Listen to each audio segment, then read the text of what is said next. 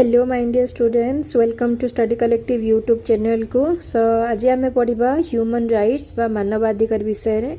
तो या पूर्वर आम ऑलरेडी कंप्लीट कर सारी आम सिलेबस जोटा कि central government and state government विषय रे। तो आज आम पढ़ा ह्यूमन राइट्स बा मानवाधिकार विषय रे।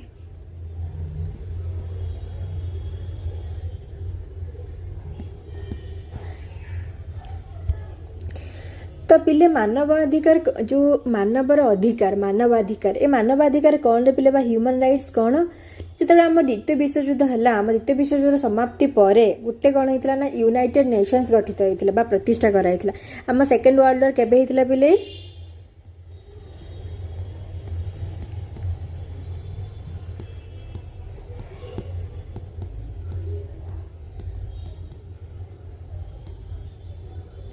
1939 रु 1945 भितर होता नुह कि। तो ये जो 1945 रे जो सेकेंड वर्ल्ड वार समाप्ति घटिला तापर कौन होता ना गोटे यूनाइटेड नेशंस गठित होता जार माने जार कैरेक्टर थिला कौन ना से मानवाधिकार को विश्व स्तर में मौलिक अधिकार रूपे गुरुत्व आरोप करने को उल्लेख कराइथिला। बुझिपाले बिले। तो जो आमर सार्वजनीन मानवाधिकार घोषणा नामा जो रहिला बा universal declaration of human rights जो रहिला ताको कौन कराला ना संयुक्त राष्ट्र संघर साधारण अधिवेशन रे 1948 डिसेंबर 10 रे कौन कराइथिला ना ग्रहण कराइथिला। बुझिपाला। विश्व रे कौन कौन होची ना विश्व रे मानवाधिकार सुरक्षा एवं यार विकास दिगरे ए घोषणानामा संयुक्त राष्ट्र संघर प्रथम गुरुत्वपूर्ण पदक्षेप थिला बा पदक्षेप अटे। बुझिपाले बिले। तापरे कौन होची ना दीर्घ 18 वर्ष परे 18 वर्ष व्यवधान परे 1966 रे कौन हैला ता पुनश्च पुणी थरे कौन हैला ना संयुक्त राष्ट्र संघर जो साधारण सभा बा जनरल असेंबली जो हैला सेथिरे मानवाधिकार को आईनगत मर्यादा देला कहा को ना आमर जो ह्यूमन राइट्स को।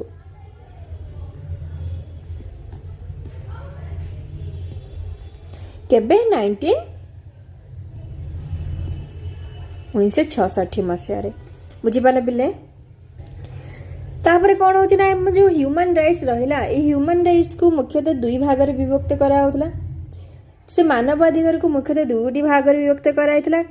कौन कौन से दुईटी ना फर्स्ट रोचे कौन जो नागरिक माने रहिले से नागरिक और राजनैतिक अधिकार गुडी को रखा जाइथिबा बेले माने फर्स्ट जो एटा रहिला हमर ह्यूमन राइट्स। ओके। तो ह्यूमन राइट्स दीटा पार्ट थिला गुटे रहिबे कौन ना जो नागरिक और राजनैतिक अधिकार गुडी को रहिबा हमर सिटीजन एंड जो पॉलिटिकल राइट्स जो रहिला से सब रहिबो। आर पटे कौन रहिबो ना सेकेंड रहिबो कौन ना अर्थनैतिक बा इकोनॉमिक सोशल कल्चरल ए सब राइट्स गुड़ाक आमर सेकेंड रहिबो। बुझिपाला। तो 1945 डिसेंबर 10 तारीख दिन जो ह्यूमन राइट्स को सेटा कौन कराला जो अप्रूव करागला।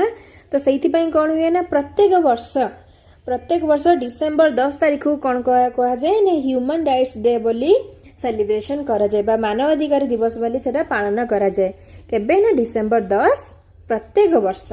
बुझिपारलो। तो हमर जो ह्यूमन राइट्स जो रहिला से ह्यूमन राइट्स को तीन भाग रे विभक्त कराई छी। केते भाग ना तीनटा तार पार्ट रही। फास्ट कौन होची ना first generation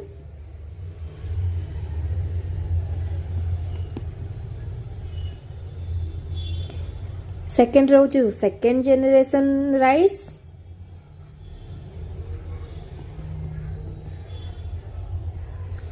then third generation rights.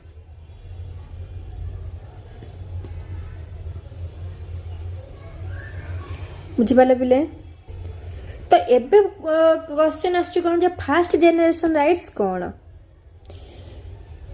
ना प्रथम भागरे व्यक्ति को जेपरी अधिक सामाजिक और राजनैतिक अधिकार मिले से मुख्यतः उद्यम करा जाए कौथरे ना हमर ये फास्ट जेनरेशन राइट्स रे बुझिपाल। देन सेकेंड रे कौन होना परवर्ती समय रे जना पड़ला जे अर्थनैतिक और सामाजिक सांस्कृतिक अधिकार न मिलवा पर्यंत सामाजिक और राजनैतिक स्वाधीनता मिलवा अर्थहीन। जेते पर्यंत गोटे इंडिविजुअल बा गोटे व्यक्ति को तार अर्थनैतिक सामाजिक और सांस्कृतिक अधिकार मिली नाही सेते पर्यंत तार सामाजिक और राजनैतिक स्वाधीनता मिलवा अर्थहीन बोली कौथि रेखा हैला ना हमर जो सेकंड जनरेशन रहिला सेथिरा हमर मेंशन कराइतला बुझिपाल। ସେଇଥିପାଇଁ କ'ଣ ହେଉଥିଲା ନା ସେଇ ଯୋଗୁଁ ଏହି ଅଧିକାର ଗୁଡ଼ିକ ପ୍ରତି ସରକାର ସକାରାତ୍ମକ ଦୃଷ୍ଟି ଦେବାର ଆବଶ୍ୟକତା ସମସ୍ତେ ଉପଲବ୍ଧି କଲେ ବୁଝିପାରିଲ। ଦେନ୍ ଥାର୍ଡ ଜେନେରେସନ୍ କ'ଣ ରହୁଛି ନା ଯେଉଁ ନେକ୍ସଟ ଯେଉଁ ପିଢ଼ି ରହିଲା ଯେଉଁ ନେକ୍ସଟ ବଂଶ ବା ପିଢ଼ି ରହିଲା ବା ନେକ୍ସଟ ଜେନେରେସନ୍ ଯେଉଁ ରହିଲା ତ ତାର ଶେଷ ଭାଗରେ ମାନବାଧିକାରର କାର୍ଯ୍ୟ ପରିସର ଆହୁରି ବଢ଼ିଗଲା। ତ ଯାହା ବି ଫାର୍ଷ୍ଟ ଆଉ ସେକେଣ୍ଡ ଥିଲା ଥାର୍ଡ ବେଳକୁ କ'ଣ ହେଲା ନା ସେ ଆହୁରି ବଢ଼ିଗଲା। नुआ नुआ अधिकार माने एथिरे अंतर्भुक्त हेले साथी मध्यरु आत्मनिर्णय अधिकार अनग्रसर व्यक्ति मानक पई स्वतंत्र सुरक्षा अधिकार देशर संपद उपरे लोक मानकर सार्वभौम अधिकार ए सब कोन कराला ना हमर थर्ड जनरेशन भितरे इंक्लूड कराला बुझि पाले पिले। देन एबे देखिबा characteristics of human rights.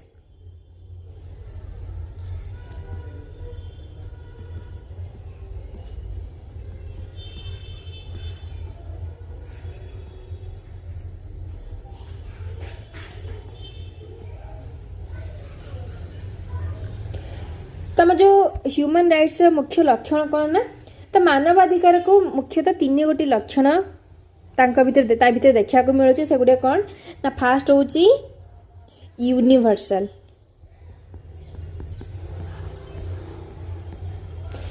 Universal कौन पिले ना मानवाधिकार सबुठार एका भली ठीक अच्छे देश समाज संप्रदाय संस्कृति निर्विशेष सार्वजनीन एटा समस्तंकर सबुठार यही अधिकार गुड़िक सम परिमाण रे कौन थाए ना मूल्यवान नुह कि। देन तापर होचे सेकंड होचे individual at the centre.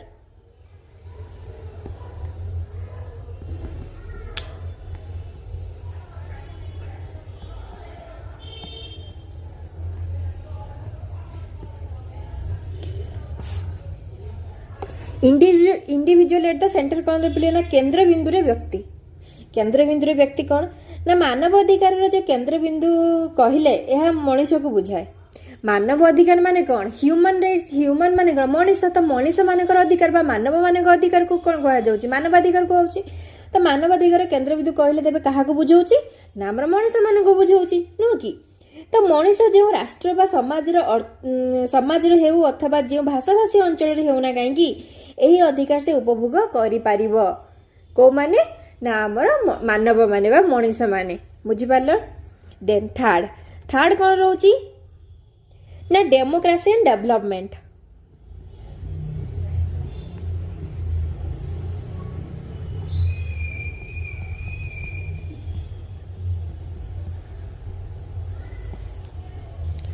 Democracy and development कौन ना गणतंत्र बिना मानवाधिकार बा ह्यूमन राइट्स कल्पना करा जाय पारिबो नाही। डेमोक्रेसी बिना बा गणतंत्र बिना कौन करा जाय परिबो ना ह्यूमन राइट्स रो कोनोसी कल्पना करा जाय पारिबो नाही। गणतंत्र और विकास मध्य परस्पर कौन होची ना परिपूरक। Democracy and development both are कौन ना परस्पर परिपूरक बुझी पाले पिले। देन पढ़िबा हम ह्यूमन राइट्स रो सेफ्टी विषय रे सेफ्टी ऑफ ह्यूमन राइट्स नो कि।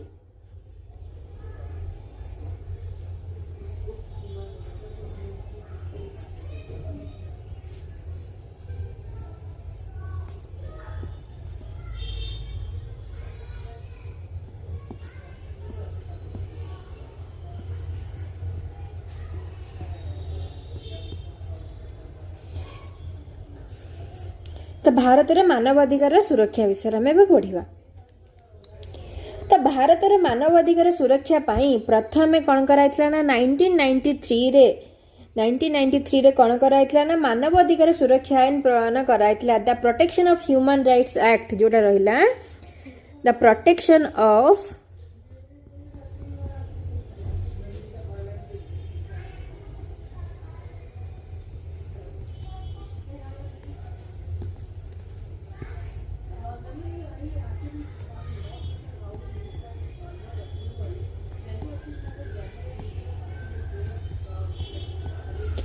The protection of human rights act जो रहिला से एक्ट केबे हितला ना 1993 रे से कौन कराइथिला ना प्रणयन कराइथिला एहाको भारत संविधान रो केतेरे ना आर्टिकल 51 रे कौन कराइथिला ना कार्यकारी कराइथिला आर्टिकल केतेरे पिले ना आर्टिकल 51 रे हितला एटा बहुत ही इंपोर्टेंट प्लीज समस्त मन रखिबो हमर जो ह्यूमन राइट्स जो protection of the human rights act 1993 हेतला सेटा हम इंडियन कॉन्स्टिट्यूशन रो आर्टिकल 51 रे सेटा मेंशन करा हेतला बुझी पाले पिले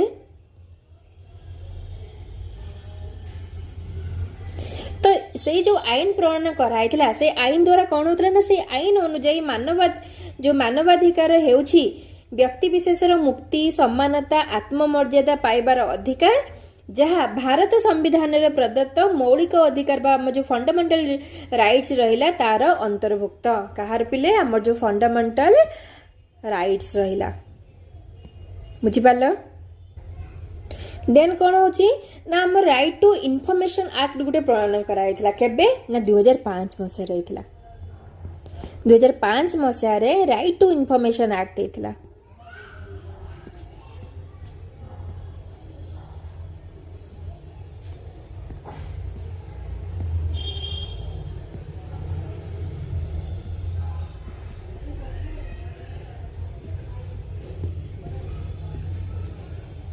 सेटा कौन प्रणयन कराइथिला ना ए एक्ट रे सबो सरकारी विभाग और अनुष्ठान रे स्वच्छता रक्षा करिवा पई और सेमाने उत्तरदायी हेबा पई स्पष्ट व्यवस्था कराइथिला कोथरे ना राइट टू इन्फॉर्मेशन एक्ट रे हितला इन्फॉर्मेशन कौन खबर हबा इन्फॉर्मेशन जो इन्फॉर्मेशन दबा सेटा को कहउची ना तो सही सब को नहीं कि हमर गोटे एक्ट हेतिला जोटा कि राइट टू इन्फॉर्मेशन एक्ट नाम रे नामित जोटा कि 2005 मसिया हेतिला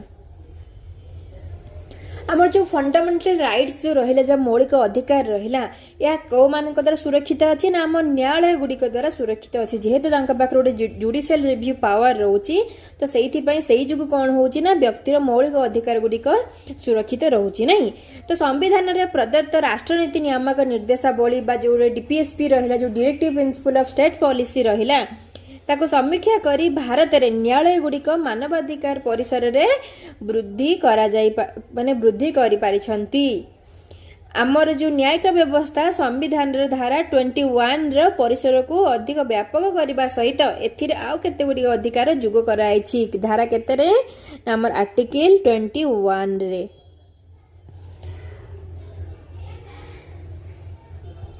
बुझी पाला बिले तापर जो हमर जो ह्यूमन राइट्स रहिला नो कि बिले तो ह्यूमन राइट्स जो सुरक्षा करिबा बा तांकर सेफ्टी पई हम जो जनस्वार्थ मामला जो पब्लिक इंटरेस्ट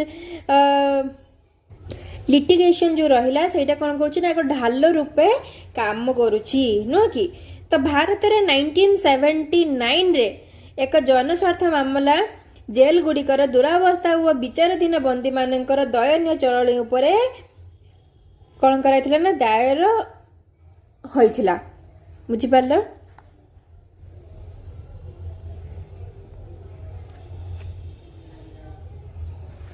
देन तापर कौन हेतिला ना ह्यूमन जो नेशनल ह्यूमन राइट्स कमिशन गठित होइथिला जब जातीय मानवाधिकार कमिशन गुटे गठित होइथिला नेशनल ह्यूमन राइट्स कमिशन गठित होइथिला केबे ना भारत रे 1993 सेप्टेम्बर 29 रे जातीय मानवाधिकार कमिशन गठित होइथिला केबे ना 1993 सेप्टेम्बर 29 सेप्टेम्बर 1993 रे हेतिला बुझी पाले बिले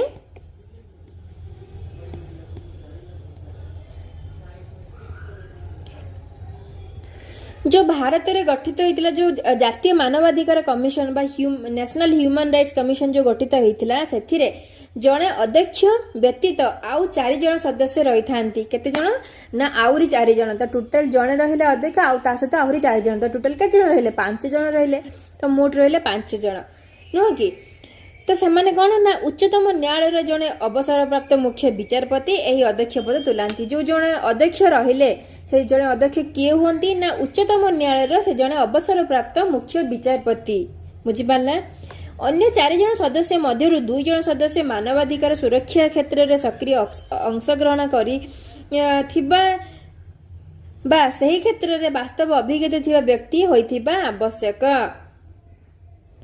तो टोटल माने जने रहिले कि आम जो उच्चतम न्यायालय जो अवसर प्राप्त मुख्य विचारपति रहिले आउ जो 4 जन रहिले से 2 जन जो रहिले से 2 रहिले तो 2 जन कौन होचंदी ना से 2 जन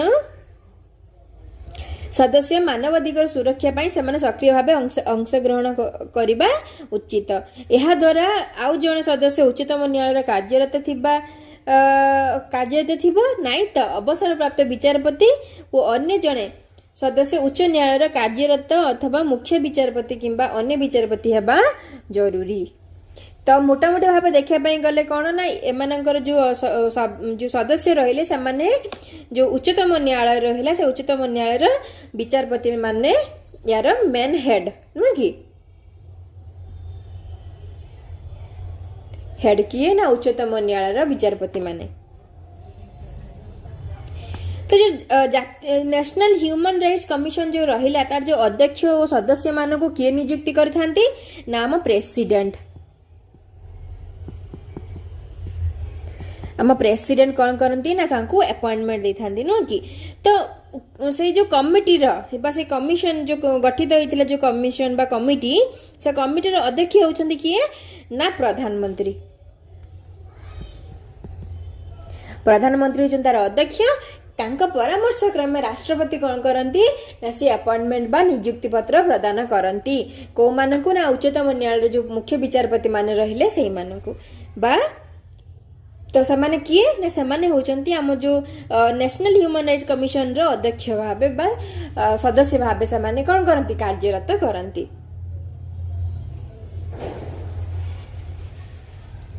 तापर कौन होची से जो सदस्य माने रहिले जे से जो मेंबर माने रहिले से मेंबर मानकर कार्यकाल केते वर्ष ना तांको कार्यकाल केते वर्ष 5 वर्ष से माने 5 ईयर पाई तांकर टर्म होची केते ना 5 ईयर बुझी पारला किंतु जदि एमानक मध्यरु केही 5 वर्ष कार्य करिबा पूर्वरु 70 वर्ष बयसर पदार्पण करंती ताहाले से तांको पदरु अवसर ग्रहण करिवे तो तांकर जो ह्यूमन राइट्स कमिशन रे जो माने मेंबर रहिले तांकर सेना कार्यकाल 5 वर्ष किंतु तांको सामान्य कौन 70 वर्ष ऊर्ध हो पारे ना जदि कार्यकाल भितर सपोज जड़े से मेंबर अच्छी तार से 4 वर्ष काम कर 4 वर्ष भितर 70 ईयर हो जाइए तो 5 वर्ष बेलू 71 हो तो से 4 वर्ष से कौन करती जेहेतु 70 ईयर हो जाइए तो सही कौन करती पदर से अवसर ग्रहण करती बा से रिटायरमेंट नहीं था बुझीपार तो आम भारतर उच्चतम न्यायालय अवसर प्राप्त मुख्य विचारपति जो रहिले श्रीजुक्त जो माने मिस्टर रंगनाथ मिश्र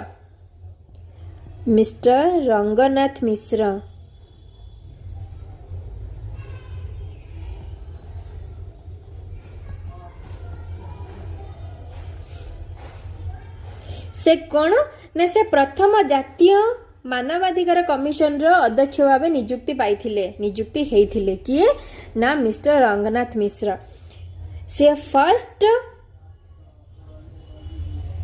माने जो अध्यक्ष हेइथिले कोथिले ना नेशनल ह्यूमन राइट्स कमिशन रो से फर्स्ट मेंबर हेइथिले बा अध्यक्ष हेइथिले बुझि पारलो देन जिबा राइट टू इन्फॉर्मेशन बा right to information act of India विषय रे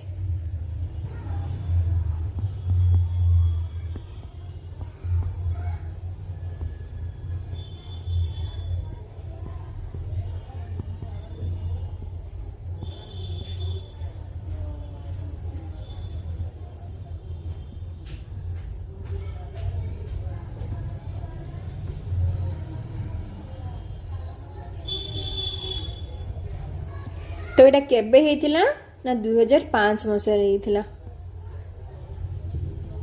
ବୁଝିପାରିଲେ ପିଲେ? ତ ଯୋଉ right to information act of India ହେଇଥିଲା 2005 ମସିହାରେ ଯୋଉ ଆଇନ ପ୍ରଣୟନ କରାହେଇଥିଲା, ତ ସେଟା କେବେ ନା ଅକ୍ଟୋବର 12ରେ ହେଇଥିଲା। ତ ସେଇଥିରେ କଣ ହେଲା ନା ଜାମ୍ମୁ କାଶ୍ମୀର ରାଜ୍ୟକୁ ବାଦ ଦେଇ ଭାରତର ଅନ୍ୟ ସବୁ ରାଜ୍ୟରେ ଲାଗୁ ହେଲା। ତ ଆମର ଆଉ ଯେତିକି ସବୁ ରାଜ୍ୟ ରହିଲା ଜାମ୍ମୁ ଆଣ୍ଡ କାଶ୍ମୀରକୁ ଛାଡ଼ି ଦେଇକି ଆଉ ଯେତିକି ସବୁ ରାଜ୍ୟ ରହିଲା ରେଷ୍ଟ, ତ ସେମାନଙ୍କର କଣ ହେଇଥିଲା ନା ଲାଗୁ କରାଯାଇଥିଲା। ଓଡ଼ିଶାରେ ସେହି ବର୍ଷ ନଭେମ୍ବର ମାସ 19 ତାରିଖ ଦିନ ଏହା କାର୍ଯ୍ୟକାରୀ ହେଲା। ତ ସେଟା ଓଡ଼ିଶାରେ କେବେ କାର୍ଯ୍ୟକାରୀ ହେଇଥିଲା ନା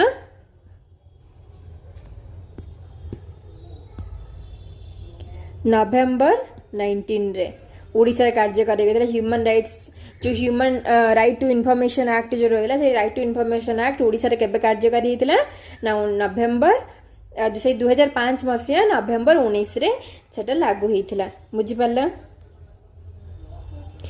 ଭାରତର ଯୋଉ ସୁପ୍ରିମକୋର୍ଟ ରହିଲା, ସୁପ୍ରିମକୋର୍ଟଙ୍କ ମତରେ ଭାରତ ସମ୍ବିଧାନର ତୃତୀୟ ଭାଗରେ ଆର୍ଟିକଲ 19ରେ ନାଗରିକ ମାନଙ୍କୁ ଯେଉଁ ସ୍ୱାଧୀନତା ଅଧିକାର ରୂପେ ପ୍ରଦାନ କରାଯାଇଛି ତାହା ସୂଚନା ଅଧିକାର ତାହାର ଏକ ଅଂଶ ବିଶେଷ। जो आम आर्टिकल 19 रे रहिला, आर्टिकल 19 कौन कहला जो नागरिक मानक स्वाधीनता अधिकार प्रदान कराई से सूचना अधिकार को तार गोटे अंश विशेष बोली घोषणा कराई बुझिपार किए घोषणा करथिले ना हमर सुप्रीम कोर्ट। बुझिपार तो आम जो राइट टू इनफॉरमेशन एक्ट जो है तार मेन गोल कौन ना मुख्य लक्ष्य बा उद्देश्य कौन रे पिले तार मेनली तीनटा गोल रही नहीं तीनटा गोल रही सो तीनटा गोल कौन ना फास्ट होची कौन ना फास्ट होची सरकार तथा सूचना अधिकार परिसरभुक्त अन्य समस्त कर्तृपक्षों कार्यावली को सूचना माध्यम रे प्रकाश करी तार स्वच्छता रक्षा करबा होची तार प्रथम उद्देश्य। कहार ना राइट टू इनफॉरमेशन एक्ट रो फास्ट होची तार उद्देश्य बा तार एम। बुझी पाला सेकेंड रे कौन रहउची ना देश जो नागरिक माने रहिले नागरिक मानक निकट रे सरकारी कल यार समस्त कार्य उत्तरदायी रहिबो अर्थात कार्यर अवहेला करुथिबा किंबा भूल निष्पत्ति नैथिबा कर्मचारी निजे एथिलागी उत्तरदायी रहिबे। बुझी पारला। देन थर्ड होची कोन ना सर्वोपरि देशरु तथा समाजरु दुर्नीति को प्रतिहत करिबा। आम देशरु जो दुर्नीति गुड़ाक होची से सब को प्रतिहत करिबा हेउची यार मुख्य लक्ष्य थिला। बुझी पारला।